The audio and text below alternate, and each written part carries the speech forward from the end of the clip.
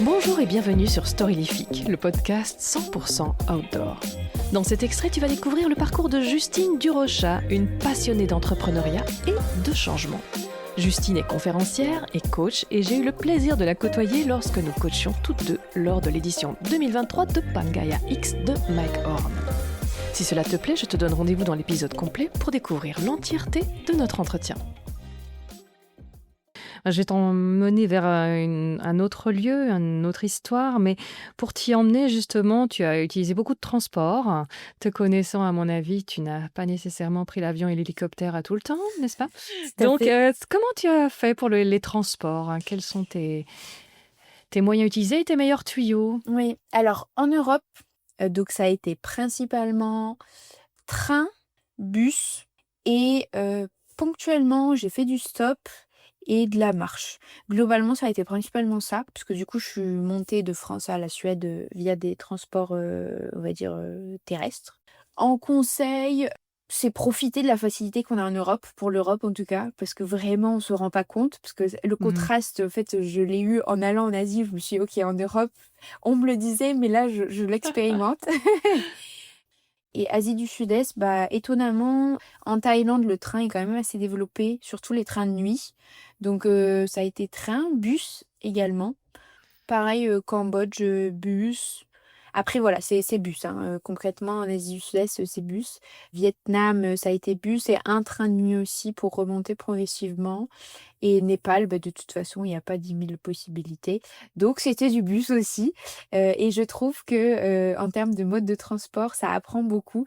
Enfin, voilà, pour vous donner une idée, au Népal, Katmandou, Pokhara, si je me trompe pas, ça doit faire entre peut-être 200 kilomètres de distance, quelque chose comme ça.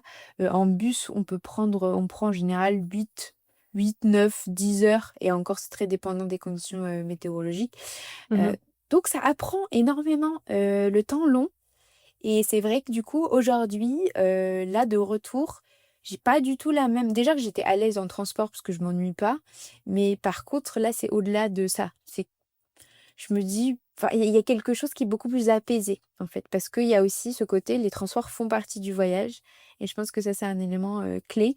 Et là, typiquement, j'étais en Autriche il y a pas longtemps pour pouvoir aller faciliter un événement et animer un événement là-bas, et j'y suis allée en bus, donc il y avait 20 heures de bus aller, 20 heures de bus retour, et je m'attendais à le vivre de façon quand même un peu brutale, et en fait, pas tant que ça. Ça s'est vraiment plutôt bien passé. Et pour les logements, tu faisais comment, en fait? Alors, les logements, Europe, couchsurfing majoritairement. Au début, j'étais plus chez l'habitant, mais dans un cadre typiquement, tu vois, chambre d'hôte ou des choses comme ça, parce que c'était aussi mon élan. J'avais vraiment l'élan de pouvoir être chez l'habitant aussi. Ponctuellement auberge de jeunesse, mais le couchsurfing a extrêmement bien marché. En Europe, ça marche très bien. Alors pour ceux qui ne connaissent pas, c'est vraiment une application exprès où des personnes, en fait, ils ont un espace pour accueillir quelqu'un pour dormir, d'où couchsurfing, sinon un canapé de libre. Et donc, c'est un super moyen aussi de rencontrer. Et moi, je pense que ça, c'était une expérience aussi, j'étais stupéfaite et agréablement surprise de la confiance que les personnes qui m'accueillaient me faisaient. La plupart d'entre eux m'ont donné leur double de clé pour que je sois autonome dans mon quotidien. Donc Mhm. ça, typiquement, c'était assez fou. Donc Ouais, ça fait du beaucoup bien de ça. voir ça. Ouais. Oui, franchement, j'étais plus en mode merci de m'accueillir déjà, je m'adapte à vous. Et en fait, c'était automatique pour eux, quoi. C'était bah non, on va se débrouiller, je te donne mon double. Ok, Mm. fabuleux. Donc ça en Europe principalement. Et puis après, Asie du Sud-Est a été, oui, auberge de jeunesse. En fait, chez l'habitant, c'est plus complexe. Bah oui, Parce qu'aussi, il y a des lois dans certains pays où ils n'ont pas le droit d'accueillir un étranger. exact, ouais. Donc, s'ils le font, c'est un peu, voilà, hors du cadre. Ouais, ouais, je Donc, sais bien, en Birmanie, on avait été très ça a été, étonnés que s'il y a un élément qui a vraiment montré qu'il oui, il y a une sortie du cadre, bon, clairement, entre la culture du coup européenne, culture asiatique, et encore, je dis culture asiatique, Asie du Sud-Est, je pense que si je prends un exemple, c'est leur perspective justement sur le changement. Aujourd'hui, en Europe ou dans les pays occidentaux, on va avoir quand même une approche du changement et des transformations comme quelque chose de très difficile et c'est ça qui va créer ces résistances. Là, on change, catastrophe, je me bloque, je ne veux pas changer. Donc oui, derrière, dans des analyses scientifiques, tu vas avoir ce côté de oui, le cerveau, la nature humaine n'aime pas le changement. Mais ça, c'est aussi une construction historique de par ce qu'on a vécu, si on retourne même à l'homme de Cro-Magnon. Mais ce que je veux dire par là, c'est que notre société aujourd'hui, notre culture, comme elle s'est développée dans les pays qu'on nommait riches, fait que le changement pour nous est quelque chose de extrêmement critique, difficile. À l'inverse de l'Asie du Sud-Est, où tu as une approche du changement qui est fascinante et moi à laquelle du coup j'ai extrêmement adhéré, qui va toucher là du coup une sphère qui s'appelle la spiritualité. Et tu en parlais en introduction aussi en disant on a perdu un peu avec cette société individualiste. On a plein de tu donnais des exemples, hein, aussi de fêtes religieuses et tout ça, donc de Mhm. toute la force aussi des rituels. Mais bon, ça, je pourrais en parler aussi longtemps. Mais pour en revenir à la question, ils voient le changement comme quelque chose, en fait, qui, de par la spiritualité qui est très présente chez eux et qui n'a pas du tout cet aspect où on va chercher à convaincre, on va chercher à embriader, voilà, qui a plutôt qui est plutôt lié tout simplement à un état d'esprit, à une philosophie de vie.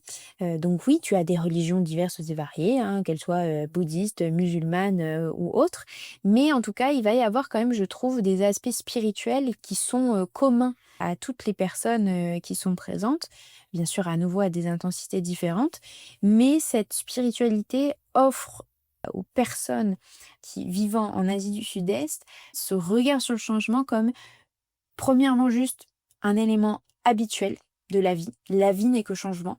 Ce qui fait qu'ils ont un regard là-dessus comme bon bah tu vois, je suis le flow. Oui, c'est dur, mais par contre, il va y avoir quand même moins cette réaction du contre, de je ne veux pas. Et puis une spiritualité très liée à l'impermanence. De l'impermanence, ils ont cultivé ça, tu le vois typiquement au Népal, dans des pays bouddhistes, tu le vois en Inde aussi, où il va y avoir ce rapport, et là l'exemple qui à chaque fois pour moi m'a extrêmement touchée, c'est les mandalas.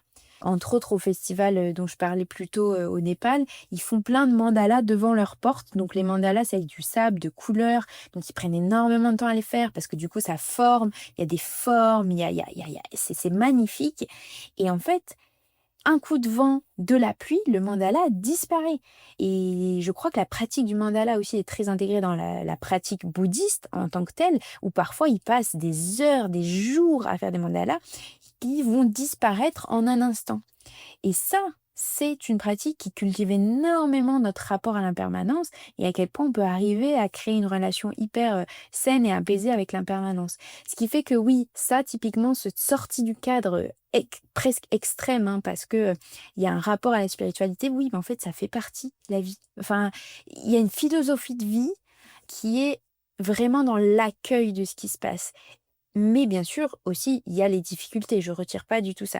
Mais bon, forcément, tu me vois peut-être venir, il y a un élément qui change tout, c'est le degré de confort. Mhm. Et l'histoire, hein, on en revient toujours à ça, hein. Il y a quand Mhm. même une histoire, parfois, typiquement, tu vois, tu me demandais un exemple du Cambodge. Le Cambodge a une histoire extrêmement lourde, entre autres avec Mhm. les Khmers rouges. Et donc, forcément, il y a une culture qui est née de ça. Mais ce que je veux dire par là, c'est que bah, nous, il y a un changement qui arrive. Hop, hop, hop, hop, hop. Moi, je suis très confort, en fait. Donc là, le changement que tu me demandes, bref, ça démultiplie les efforts que je dois donner parce que je suis bien dans ma situation. Ouais, c'est ça, on a une matérialité qui fait que tout changement devient très pénible en Très fait. pénible. Et puis parce que Mhm. ça nous... du coup, on s'accroche, tu vois, il y a cette notion d'attachement que tu cultives beaucoup en Asie du Sud-Est quand tu vas un peu plus creuser les différentes approches spirituelles, où il y a cette notion d'attachement qui justement, qui est pas là, où l'idée c'est de Ce cultiver cette détachement. Ouais. approche du détachement. Et moi, ce que j'aime bien quand même en petite astérisque de Bad Patch, ne pas dire, c'est pas tu es détaché de tout et donc du coup tu n'es pas touché.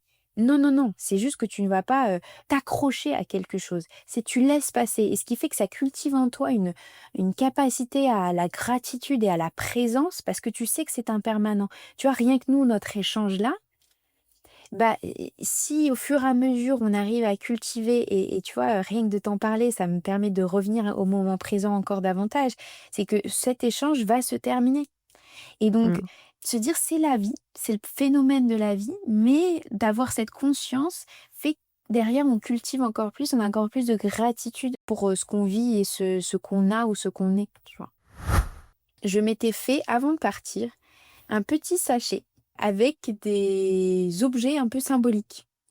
Mmh. Donc pas utiles, tu vois? Matériellement parlant, mais qui m'ont, accompagnée pendant tout mon voyage. C'était un peu, tu vois, mon petit hôtel donc et j'avoue que les deux trois moments où, c'était très difficile pour moi, entre autres au Vietnam où j'étais hospitalisée et cetera et du coup ça a été très long et bah, à ce moment-là, je vais te dire que les moments où j'étais dans la phase de j'ai le mot en anglais qui me vient mais de recovery, où je voilà, Mmh. après, Rétablissement. merci, rétablissement et bien j'avoue que d'avoir sur ma table de nuit dans le petit, studio que j'avais loué, pour, me remettre quoi et bah, de pouvoir être en mesure de déposer ces deux trois petits objets, que j'avais pris avec moi, m'a amené énormément de réconfort.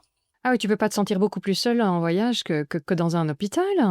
Qu'est-ce qui t'est arrivé encore? Je sais, c'est vrai, j'avais vu ça sur les réseaux. Ouais donc Si cela t'a plu, rendez-vous dans la version complète de l'épisode.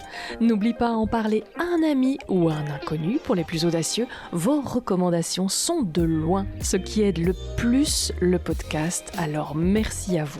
Vous pouvez également vous abonner à la newsletter ou aux réseaux sociaux de Storylific, tout est repris dans les notes. Et vous pouvez également écrire un avis sur votre plateforme d'écoute. Les recommandations ici aussi aident beaucoup le podcast à se faire connaître. Et toi qui m'écoutes, bien sûr, quoi que tu fasses aujourd'hui, fais le bien. À bientôt!